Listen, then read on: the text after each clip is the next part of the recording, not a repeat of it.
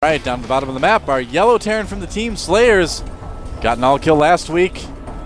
Can he get any kills this week? He is. Slayers, Peja.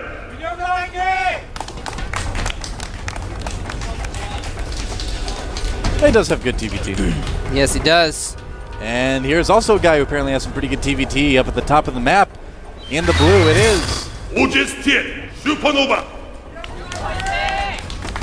Every time I see his name, I think of that Supernova Goes Pop song that Powerman 5000 did. This was like, what, 10 years ago.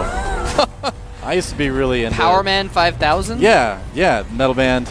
Oh, okay. Lead singer was the younger brother of Rob Zombie. Good to know. His name was Spider Zombie. Good to know. I was a big fan. I saw them and Static X and Dope at a show once.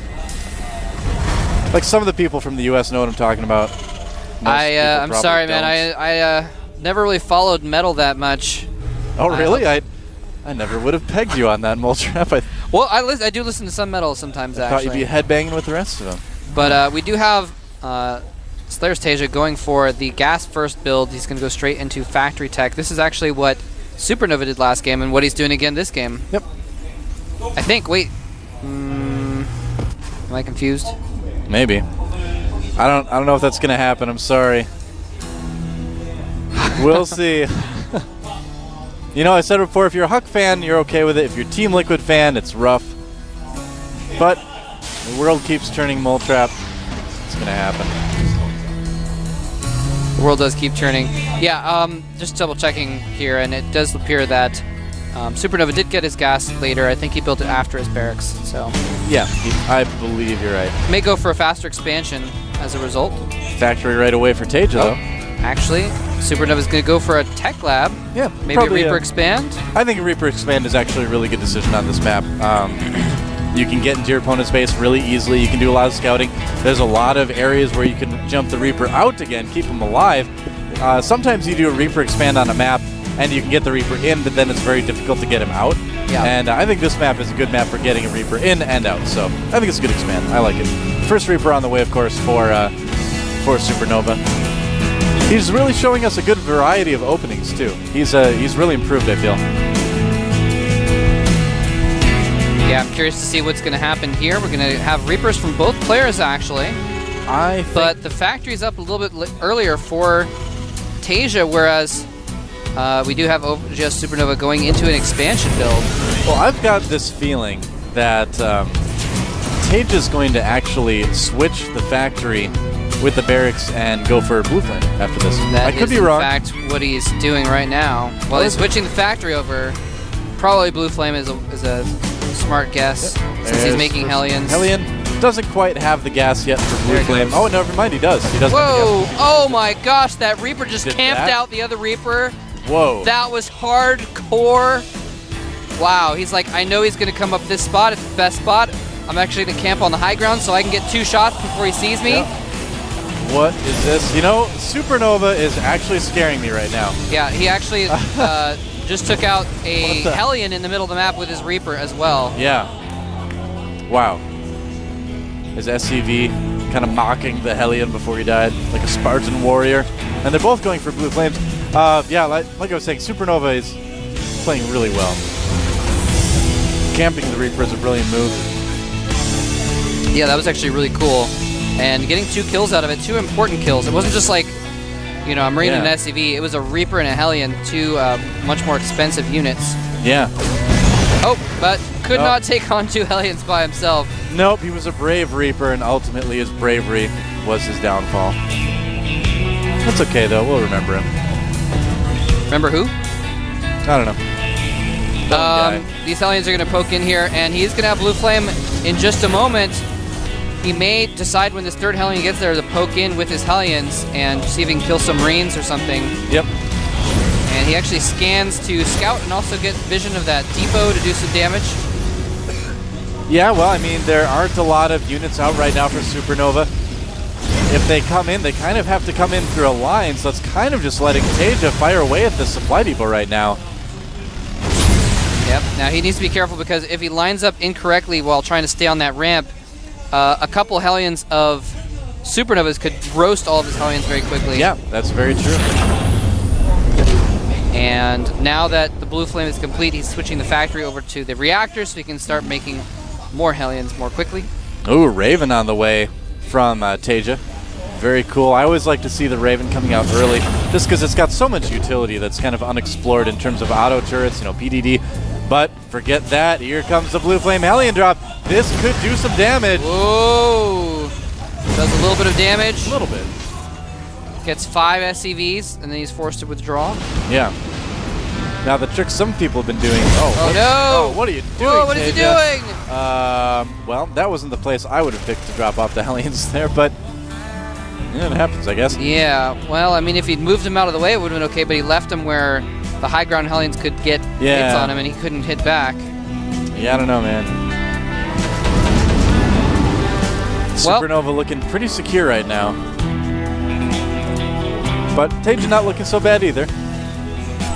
And a second Raven being produced by Tasia. This is now starting to get pretty interesting. And a Raven being produced by Supernova as well.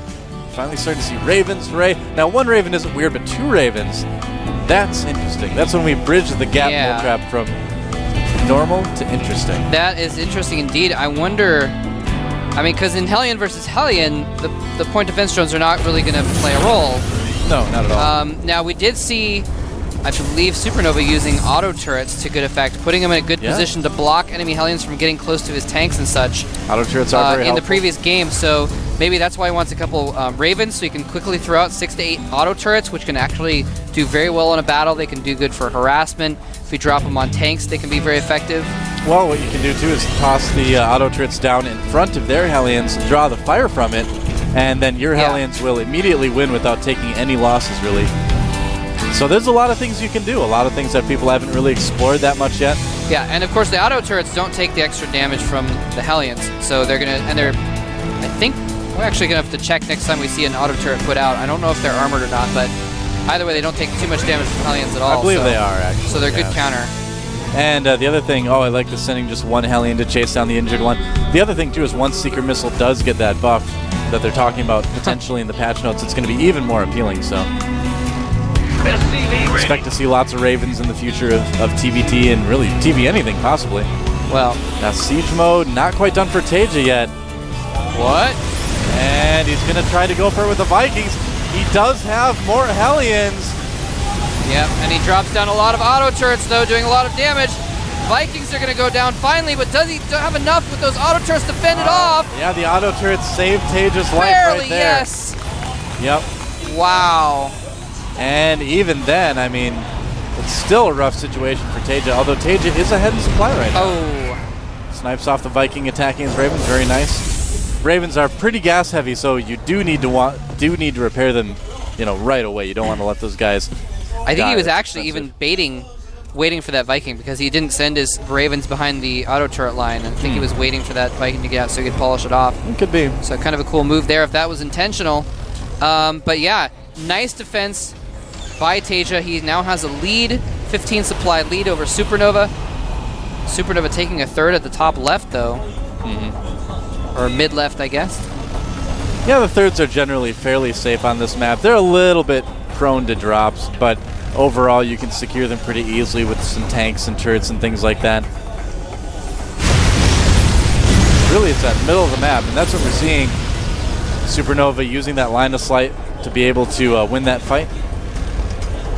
Didn't mean that to rhyme, it just kind of came out that way. You don't try to rhyme, but it happens all the time. Oh, you went there, why? You're a poet and you didn't know it? Why are you still going there? I'm already there, man. I just don't want to leave. Whatever that means. I don't know. So Tasia is going to take his third as well, though. I didn't see that he had an orbital already set, ready to go. You know, Tasia could take some damage from this Hellion drop. He is moving out right now, and there's not a lot of units to defend. Oh, boy. It's going to come in there. Oh, gets his SCVs out very quickly. Yeah, luckily he did have that building there to scout for it. Nicely done. 0 damage dealt. But at the same time, he does need to give up control of the middle of the map to these tanks from Supernova. Yeah, Supernova's definitely got control of the middle now with this tank sieged up on the watchtower, and Ooh, Tasia looked for a second like he was going to try and go up there, but good move by him to not try and do that. I don't think you want to do that, no. Not the best decision ever to move up that ramp. You wouldn't want to lose everything.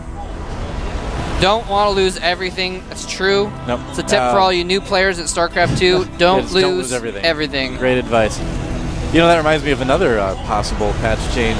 One less vision going up ramps. That's actually a very, very big change. Yeah, that could be very interesting. A little bit of an engagement in the middle here. Hellion on Hellion. The tanks coming up from behind for both players.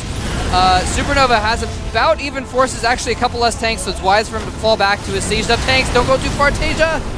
Barely gets back before he goes into the siege tank fire of Supernova's tanks. And very nicely done. Is he going to keep the middle, or is he just going to pull back now? That's the question. I think he wants to keep it. Well, the thing is, better decision to keep it. It is good to keep that middle of that map. It gives you really good position on the map. It's a good tactical location, but then you got to be a little bit worried about drops because your forces are not back in your base to respond more easily to drops. Oh yeah, of course, you need to be prepared for that. In fact, you might want to get some sensor towers up. Well, Tasia does have a Hellion patrolling too, so that's kind of nice. Oh, be careful. Oh, true, he does. Good point. Yep. So he's doing okay. He's got some stuff in position to scout for drops as well. A lot of factories out right now for Tasia, starting to produce quite a few command centers too. And now that he has the middle of the map, if he can control it, he can take that gold, he can start taking more bases. Ooh. Supernova unsieging to try and get a little bit closer, but that actually gives a little bit of time for Tasia to get some extra hits off. He has the air control as well. Oh, he put down that point defense drone. Just wanted to keep the Vikings from really taking any damage at all. Even mule bombing there. Yeah, forcing him to unsiege, so he was not content with the middle of the map. He's trying to push forward into Supernova's area of the map. He needs to be a little bit careful, though. I feel like Tasia might be getting a little bit too aggressive here, but, you know, he certainly can. He's got the forces, but, I don't know, auto turrets all over the tanks. Nice job. The Ravens really coming in handy there. But is it too much? He's landing the Vikings. Might have to give up the air advantage, but I think he's going to be okay. Yeah, Tasia doing a lot of damage, still able to maintain the air advantage. Yeah, and Tasia with a 50 supply lead is marching into Supernova's natural expansion. Tasia looks like he's going to take it back for Slayers and bring it to a 2-2 tie. SCV's coming off the line. They are doing some damage, but there we go. GG. Tasia coming off the bench, tying things up, bringing Slayers back into the match. Yeah, Supernova had a good run. He's got a smile on his face. I think he should too. I thought he played really well. Tasia, man, this guy almost gave me a heart attack. I was like, oh, that's like right on the edge of when you can push up, but he made it work. Yeah, very, very strong positioning by Tasia in that game. He never quite got too close to Supernova's tank line and really pushed the threshold correctly. And I love the double Ravens because what he was doing is he was going in and dropping auto turrets on the siege tank line, forcing Supernova to unsiege, and then moving in. He just did that, pushed across the map. A lot of utility. Won with it. Nicely done. And a lot of unused potential with Ravens. Again, last game, Supernova had the air advantage, so he could pull stuff like that. This game, Tasia making sure to take the Viking advantage so he could actually pull off moves like that. Yeah. You know, Slayer's Taja's TVT is pretty good, isn't it? It is pretty good, man. It is good. Pretty good. I really like the multiple Raven style. I mean, that's like the thing that stands out more than anything for me in that game is just the, you know, I said utility like a million times, but I'm going to keep saying it because it's a great word to use in this situation, utility that the Ravens give you. They are a utilitous unit. They are. You don't even need to get Seeker Missile a lot of the times. It's kind of, Seeker Missile is a very late game thing. Utilitarian players use them. I guess so. Who is GSTL going to send out next? I feel like it's going to be MC. And there it is. It's got to be MC. Yep. No question. Well, this guy is the best guy on the team right now. Nada isn't there. I believe Nada's going to MLG. Is that right? Somebody tweeted that at me, and I was like, is that? I think that might be right. I'm actually not sure. I forgot who was... yeah, I think you're right. I'm pretty sure. But this guy right here, OGSMC, two-time GSL Code S champion. Actually, I take it back. He was an open season champion and then a Code S champion. That's true. Yep. 30-17. Very good win there.